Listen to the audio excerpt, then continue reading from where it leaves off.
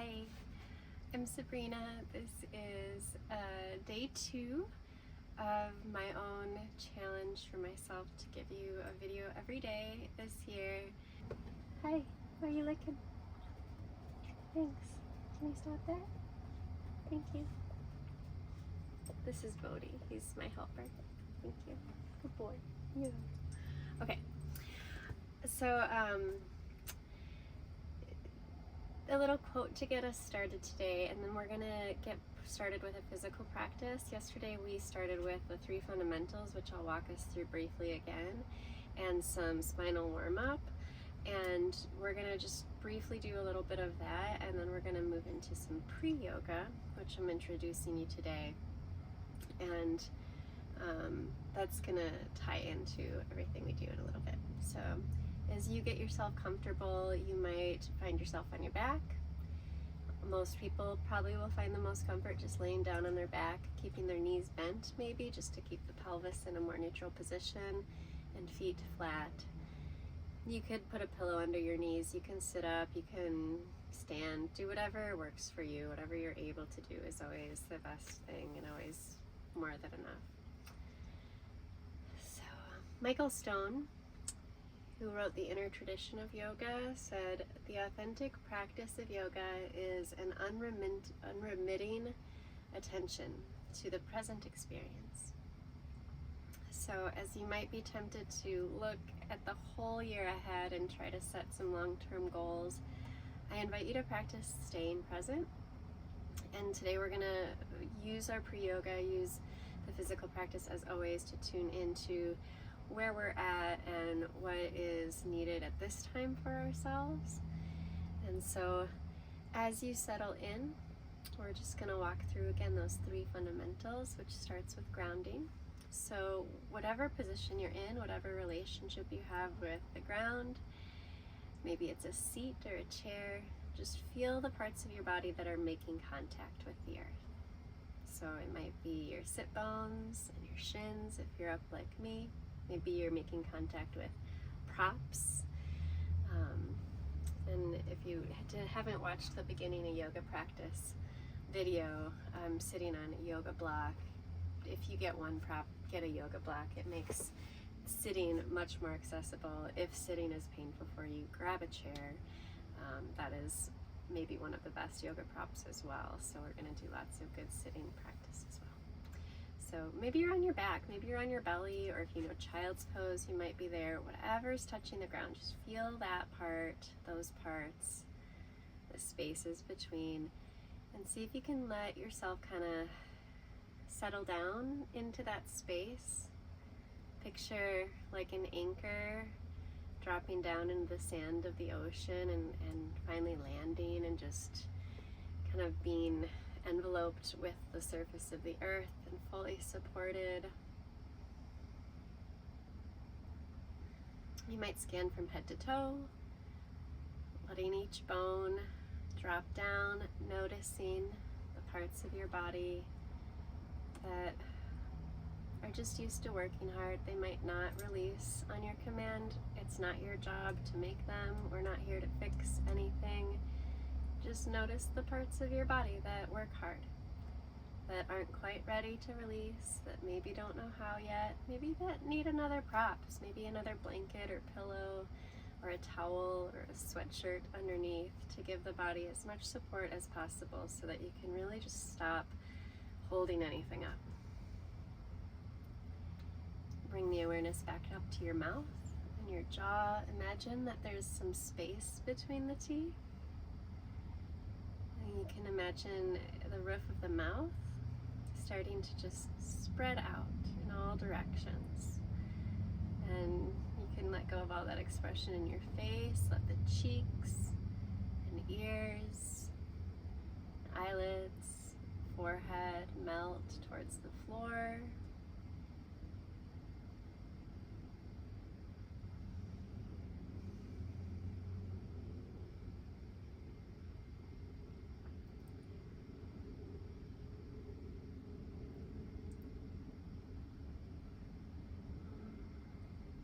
In that space, start to notice where the breath moves. Maybe it's through the throat, maybe it's through the nose. And as you just become aware of the breath, don't try to fix anything. Don't try to control it. Notice that it does it on its own. Your body just breathes itself. So there's nothing you have to do. You don't have to get this right. And remember that if any of the breathing exercises or anything at all makes you feel anxiety or discomfort, and another breath or two doesn't help that resolve, feel free not to do it. And you can always just come back to just watching how the breath is moving, maybe watching how little it moves, but how that's enough. Maybe you can start to let this next exhale, whenever it comes, no rush, but whenever the exhale starts, just see if you can let it all out. That's it. Sounds easy, but for most of us, as we start to pay attention to the exhale, we notice that before we've let all the breath out, the inhale comes in. And many of us are inhale dominant breathers. Many of us breathe up and towards our chest. A lot of us, because we've been sitting in chairs, wearing shoes much of our lives, we live in a culture where we encounter stress on a daily basis, if not on an hourly basis, and our bodies just haven't really caught up with the way our society has evolved. So our stress response is designed to react when there is danger, such as a saber-toothed tiger, right? And the body doesn't know the difference between different types of stress. It just knows react, go into that mode. It's time to get out of here, right? Or freeze or fawn. There's a few different reactions. But we live in a world that's just sort of constantly putting us into these zones. And so if, now I lost my train of thought. It's always fun when that happens. It happens a lot. So we practice letting go. It'll probably come back to me. It's a video, so I might be able to edit it. Let's come back to those three fundamentals. So it's the exhale I was talking about. So just find an exhale again. There it is. I'll teach you over and over that you don't have to be perfect or even good. I'm constantly making mistakes. And that's okay. We learn together. Nice big breath again, big exhale out if you can. You might make a big sigh if you've got one. Let's take about 5 or 6 more full exhales as I try to circle that back around here. So like I was saying, as you continue to just see as much of that exhale as you can let out. Let the inhale happen, don't suck it in, just focus on letting the breath out as much as you can. You might notice that there is that tendency to suck the breath up on the inhale. So can you just feel the diaphragm, that muscle that dissects the rib cage in the lower part of the body? And can you just feel that area drawing down and filling up the belly on your next inhale? Nice and soft, maybe half a breath in. And then let it all out again. You might put a hand on your heart or your hand on your belly. And just see if you can let only your belly move here. If the heart starts to fill up, just start to go back into that exhale. And again, if it causes any dysregulation, just go back to watching the breath. Don't try to make anything happen. Okay. I could probably talk about those 3 fundamentals for days and days, but just know that we'll always start practice with them. And I'll try to offer various ways of understanding them or different metaphors. So if it's not clicking with you today, it's all right. It's just a practice. You might pick one of those.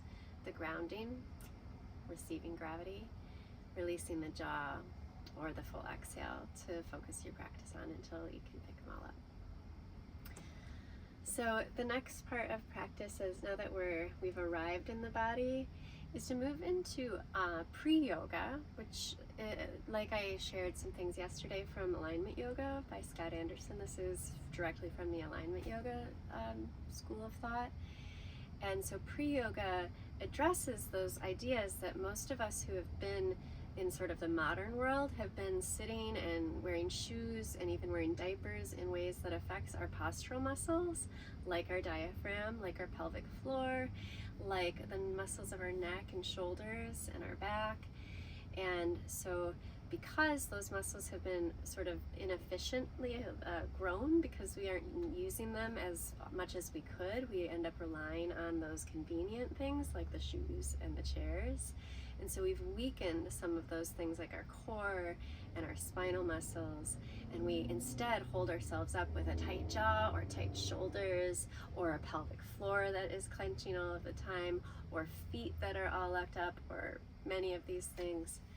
And so pre-yoga looks at the physical postures that yoga introduces us to, and there aren't very many physical postures in the Yoga Sutras, just as a note. That's another thing that's evolved a lot over time.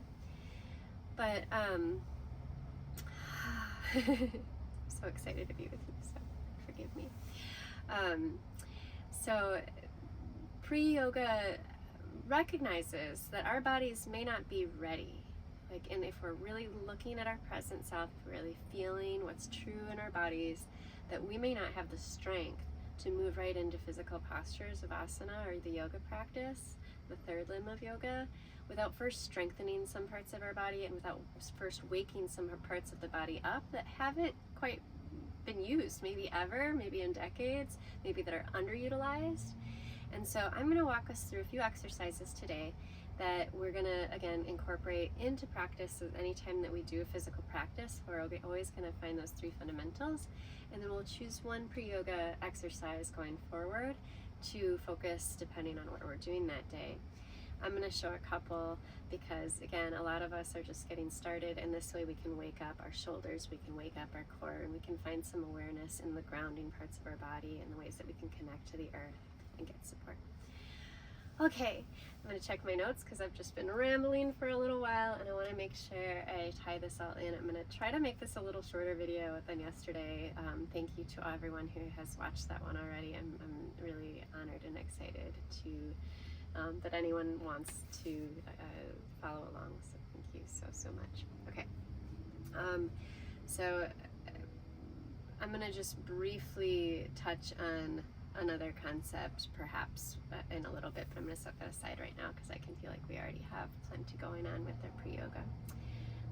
But if we get to it, we might talk about tuning into feelings and really honoring feelings, and then using how we want to feel as a guiding factor going forward as into our new year. So maybe we get to that. Okay, so we're going to start with a pelvic tilt, and then we're going to start to work into our core a little bit. So if you'll come onto your back, if being on your back doesn't feel safe, you could sit in a chair and just imagine that there's a wall up against the back, or you might even sit up against a wall and let that be the floor that I talk about, and sort of orient yourself that way. I have a very limited space here, and that's perfect because I'm gonna actually not need any more space than this if I'm honest, okay? And that's the key, is being honest here. If I become really wrapped up in my ego and the goal-oriented side of myself, maybe the competitive side of myself and the side that wants to achieve something, I might go further than is advantageous here, and I'll lose the benefit. It might look better, and that's the only reason I would need more space than this. But I know this practice enough, I've done this enough times to know that I don't need to go very far to feel a lot here if I'm really tuning in, if I'm going slow enough to allow those parts of my body to activate, and not the places that are always overworked and always showing up to do the job, even though that's not how they're designed. Okay, so I'm coming onto my back with my legs up in the sky. This is actually pretty demanding for the back. If you have any back injury, your neck, if you have anything going on at all that's causing any discomfort, you don't even need to know what it is. If it doesn't feel good, don't do it, okay? If it's not painful, it's just like a little uncomfortable, you might just pause and see if little adjustments, like bringing knees closer in towards the chest, or bending the knees more, maybe making sure that your heels are right over your hips, that way there's no potential energy drawing us in either direction. maybe just putting the feet back on the floor or on a couch or whatever is in front of you, so you can rest the legs and ignore everything I say about them and just focus on the arms. Likewise, if the arms are a little funky today, if you've got funky neck syndrome or the shoulders are funky, you can just focus on the legs and you'll get plenty out of this. And if we tie both together, if your body's there, if you need more in order to activate these, you might tie both together. But honestly, I find this to be quite challenging, and you might regret it if you overdo it. So just because it looks like we're not doing very much, pay attention and let yourself do a little today, okay? And you might actually feel a lot, okay?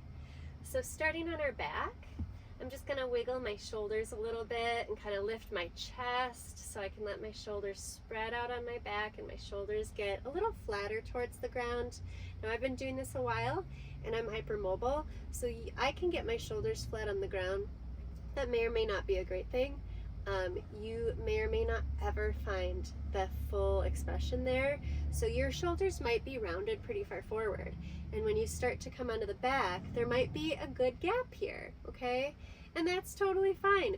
That's just a testament to how strong these muscles are and how much work they've done in terms of your posture and your breathing all of your life, and now you're aware of that, and we can thank those good muscles, and I promise that a little bit of this work is going to help take the load off of those muscles, and so that we can start to balance all that effort out, and hopefully in time you'll feel less tension in this area, okay? But just draw the shoulder as close towards the floor as you're able to. Again, kind of like that anchor in the ocean, drawing it in. Same with the other side. I'm keeping my arms straight, so I'm not pushing them into the floor. I'm keeping my arms up towards the ceiling and drawing the arms closer to the floor, almost like needles that are sticking down into the floor, okay? And then legs, same kind of thing. They don't have to be straight. You'll probably find greater ease in the low back and the neck, so pay attention to those spaces, the soft roof of your mouth. As you start to bring both legs up, heels over the hips, knees as bent as they like. Those are considerations. You can do whatever feels good for you. Okay, your body is smarter than I am, and it knows what you need better than I do. So if your body's ever like, I don't know about that, listen to that over me, okay? So just reaching, whatever is reaching in the sky, kind of lifting that like there's a laser beam reaching upward. And then again, rooting down through the shoulders on both sides. We're gonna keep both shoulders as close to the floor as they are now. And we're gonna keep both hip bones on the ground. This is going to be the place that's tricky, okay? This will be the part that probably wants to fall apart, the part where our ego can get us. So as we start to move a little bit, you might notice, if you take like your left leg off to your side, that eventually this right hip wants to pick up and go with it, right? And a lot of times we could hold it by clenching our jaw, going, "Ugh!" And we'll just build more muscle strength in the parts that are already tense and just have more tension. Who needs that, right? So keep that hip firmly planted on the ground, shoulder planted on the ground, so it's like we're a table, flat on the ground here. So upside down table. So that left leg is going to go off to the side only until I start to feel a little flutter of resistance here in this hip, or a little tension in my throat, or the clenching of the jaw, or my eyes get tight. If something starts to kind of panic, I've gone too far, and I can back off an inch from there. Take a nice breath. And on the inhale, bring it back in. Other side, feeling it out. This side will be different than the first side, probably, because they're different. Two sides, they aren't the same. Don't try to make them, just feel, stay present.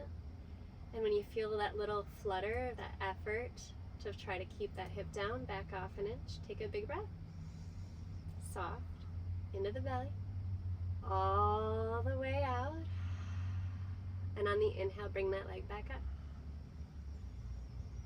Now we're going to add the arms. So left leg, right arm, opposite sides.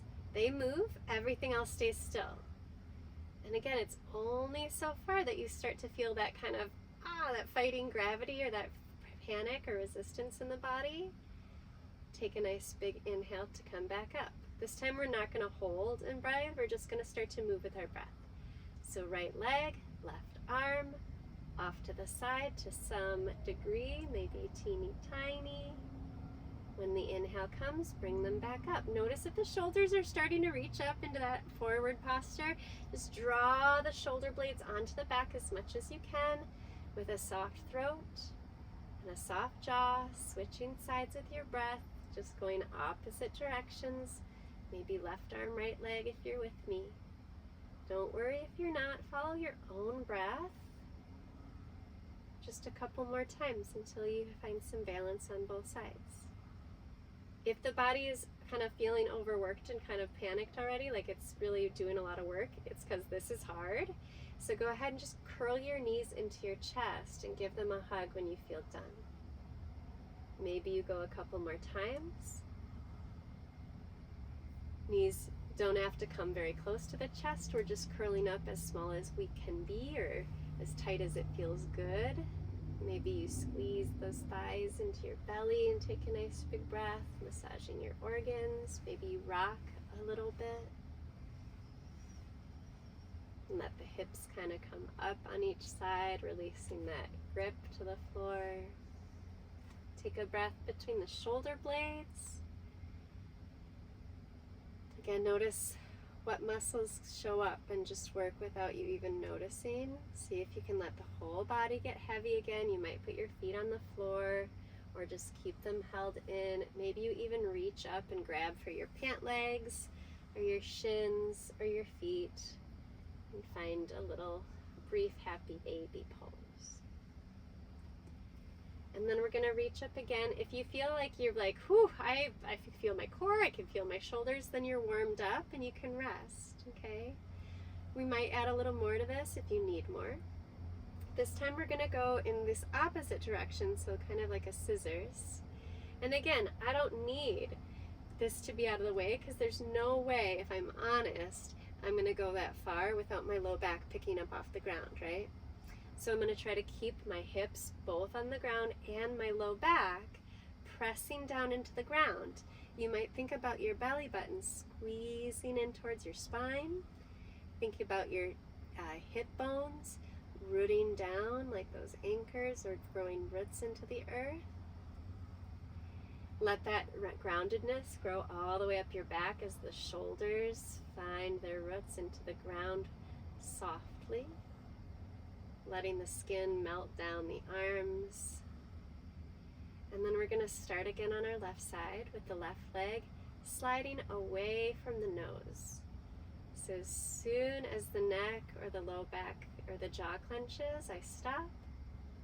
Inhale, back up.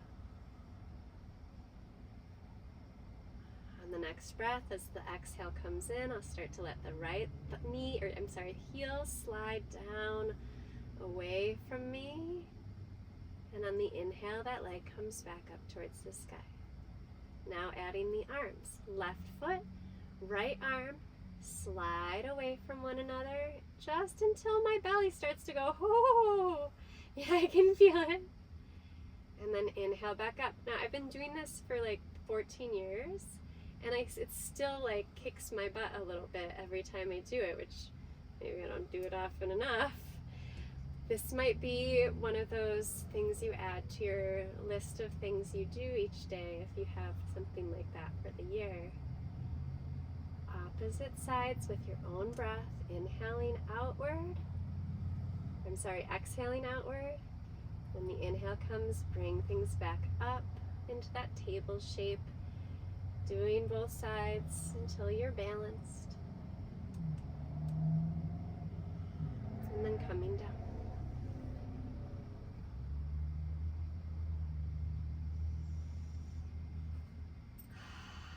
Big breath out. If you have a big sigh to let out for the beginning of the year, make a big sound. Feel a big breath in. Another big breath out.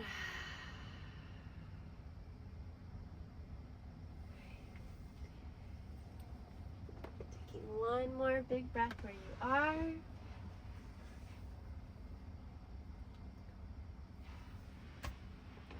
And then letting your feet come back down to the ground if they're not there already. Letting your arms come back down to the ground. Maybe your feet are on a wall or a couch. That can be really nurturing. We're going to play with a little bit of a pelvic tilt now. So this is very basic. Anytime I say that though, I don't want you to think that it means it should be easy. So many of us don't have very much range of motion in our pelvic bowl.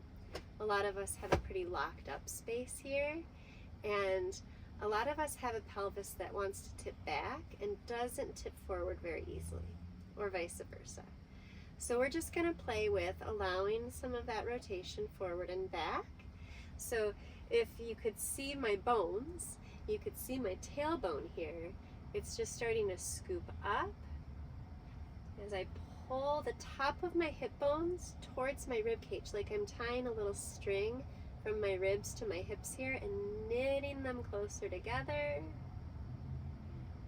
You might, if your neck feels good, you could cup your hands under your head and squeeze your head towards your hips. My neck does not prefer that, so if you want to be cautious, just focus on the hips.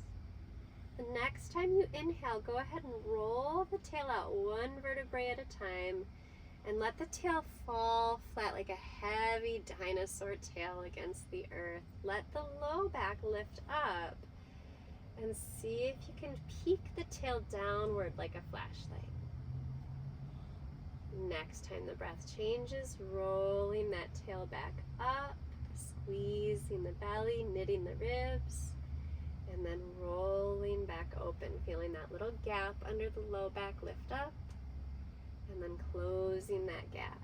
Maybe that's all you focus on, is that little lift in the low back. If you're not feeling much range of motion, just lift the low back and then gently let each of those vertebrae press back down.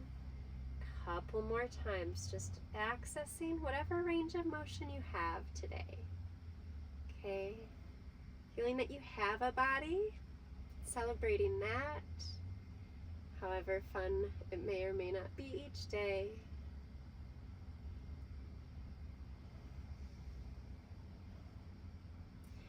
And then if it feels good, I think for many of us it will, just pick one leg up at a time and bring them in towards your chest, wrap arms around if it feels good, and then just rock side to side a little bit.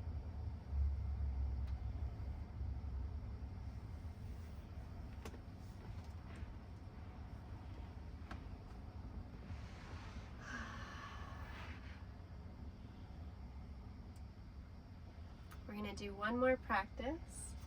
And this is to wake our shoulders up. I forgot to grab one of my yoga straps, but they're always nearby.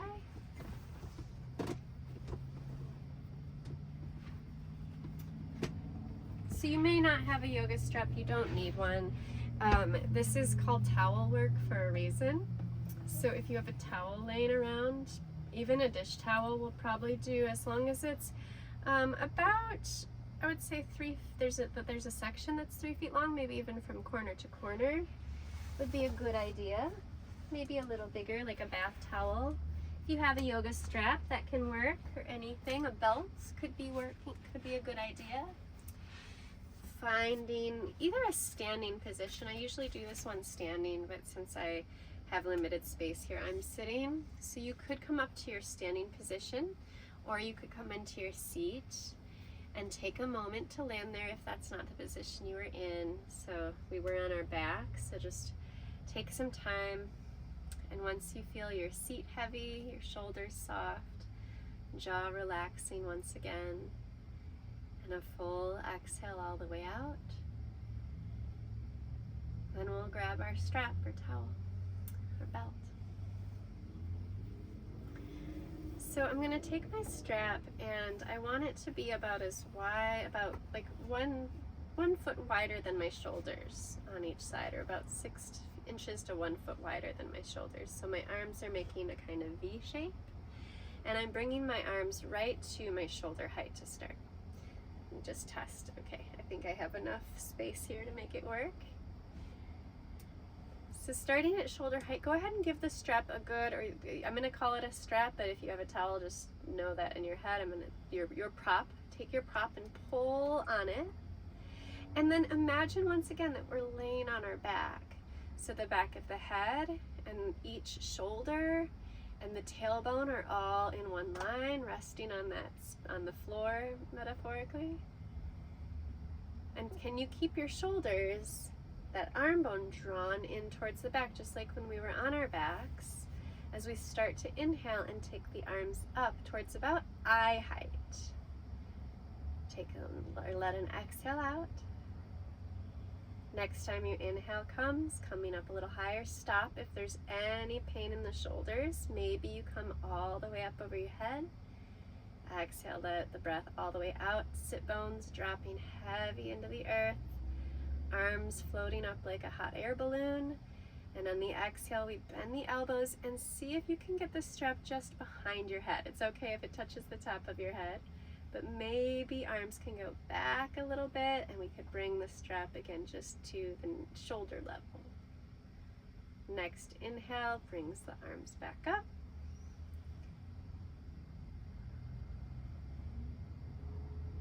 Take a nice big breath at the top again, reaching up, rooting down. And then exhaling, hands come back down to shoulder height. Nice and slow with the breath. Don't rush it. Notice if you're in a hurry to get anywhere other than where you are. Let a nice big inhale come. Make sure you're still tugging on that strap nice and tight. And then next time the exhale comes, coming down towards your hips or knees. One more breath there. Let it all the way out. Notice that takes time. No hurry. And on the inhale, arms come up back to shoulder height. We don't have to do that more than one time up and down. At least I don't, because my arms are very tired after that. So if you're not feeling much, it might mean that you're tugging hard enough. You might just need to pay closer attention. It can be very hard. It's a lot to pay attention to. So we'll practice this again. Don't worry. Let it go for now. Let's set our strap aside and just do some head rolls here, like you're drawing a little dime on the ceiling. My dime is really big, so I'm going to rein it back in. Go small here. And then go the other direction. I'm just starting to lubricate the spine up. We're going to start to let a spiral come in so the heart can get into this, kind of like a little tornado. The chest reaches back and forward, stirring over our hips. We can kind of lean if it feels good. You can express this however you want. It might be pretty simple. Your body might not move much. Don't force it. About one more time on this side, and then switching directions.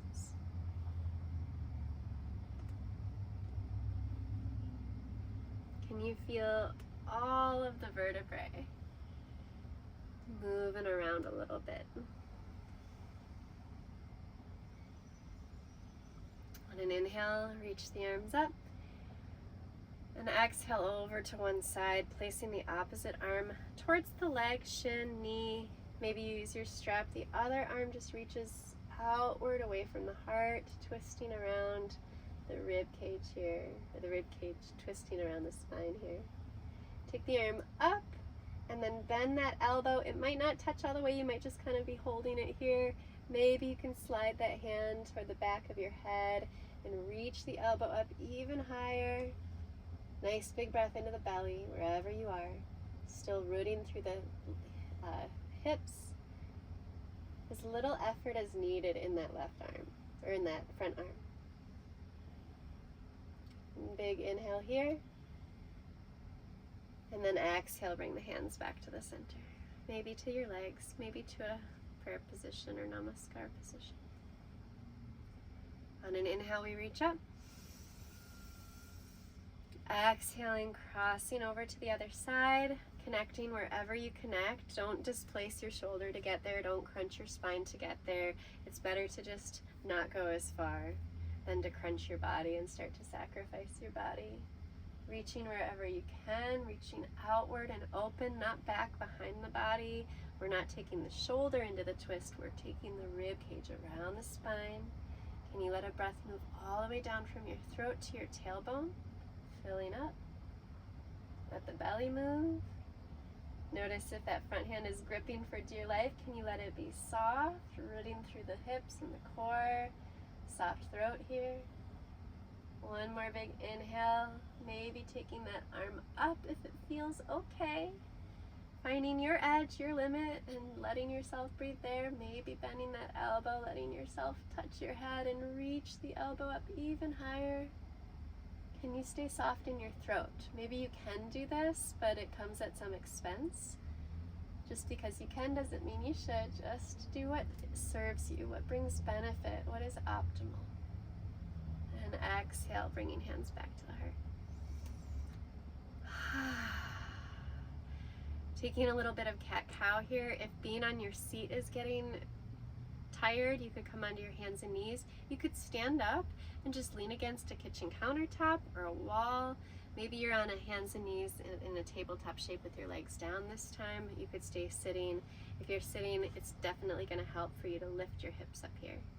So just like the pelvic tilt on our back, that pelvis is going back, and we're this time curling our head down. So head draws in towards the hips, belly button squeezes in, and then let your hips lead. So the pelvis starts first, the belly pours forward, and then the heart opens up. My throat opens, but I don't lift my chin too much. I want lots of space in the back of the neck, drawing shoulders open. And then let the tailbone lead again, pulling the rest of the spine down with it like a chain as you curl. Let an exhale all the way out here. And when your inhale comes, tipping the hips, curling the heart open.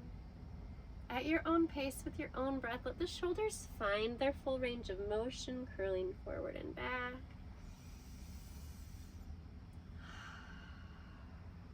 And then a little side reach here to finish practice off. Letting one hand come to your leg. Don't tip over. Don't crunch on this side. Don't displace the hip from the other side. So maybe find support. Maybe find a block. If you can reach down without crunching this side, you might have super long arms. You might do that. Maybe coming up on your fingertips, but be mindful not to crunch any of those joints. The other arm is going to turn with the palm up this time.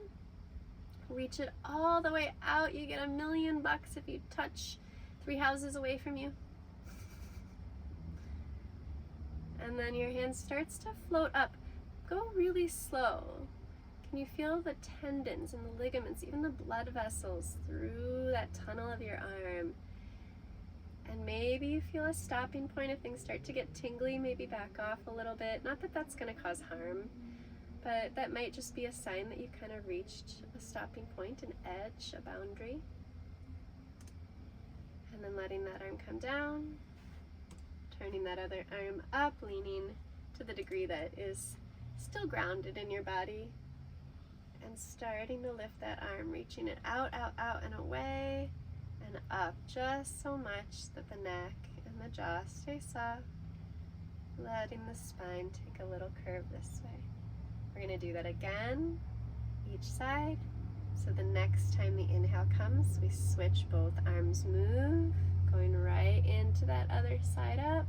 This time we're going to take the spine a little further over, though we don't want to steal from this side. So can you lift the chest and turn it up to let there be a little more side bend in the body, so we're not stealing from this side just to get more space on this side. That's that Astea principle that we'll talk about eventually. Inhaling up, and other side. Maybe you've reached your boundary. Maybe there's a little bit of lift in the chest. Rotating upward through that chest allows us to go a little further over to make more space here without creating a crunch in this rib cage. We can roll the rib in front of that hip a little bit and access more space. Let that bottom arm soften a little bit. Notice any tension that shows up there. Soft through your tongue, your eyes. When your inhale comes, come back up. Arms could come up to the sky or to your heart. Big breath in. And all the way out.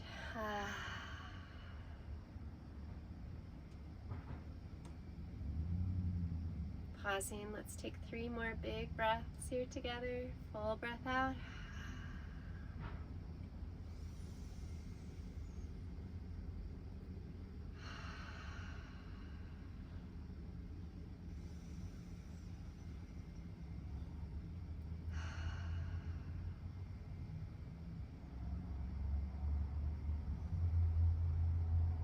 Daniel Laporte said, "Consider that you radiate at all times. Consider that what you're feeling right now is rippling outward into a field of isness that anyone can dip an oar into. You are felt. You are heard. You are seen. If you were not here, the world would be different. Because of your presence, the universe is expanding." Daniel Laporte was the author of the core or the desire mapping that I was going to tie into this practice, but I think that the pre-yoga steps we did today were a perfect practice for the day, and I'm going to leave it at that. Tomorrow is January 3rd, and 3 is a great number and correlates with those core desired feelings that I wanted to talk about anyway, so I'll save that for tomorrow. And thank you. Thank you so much for taking this time for yourself. Thank you for trusting me to share this practice. Remember, I'm not an authority.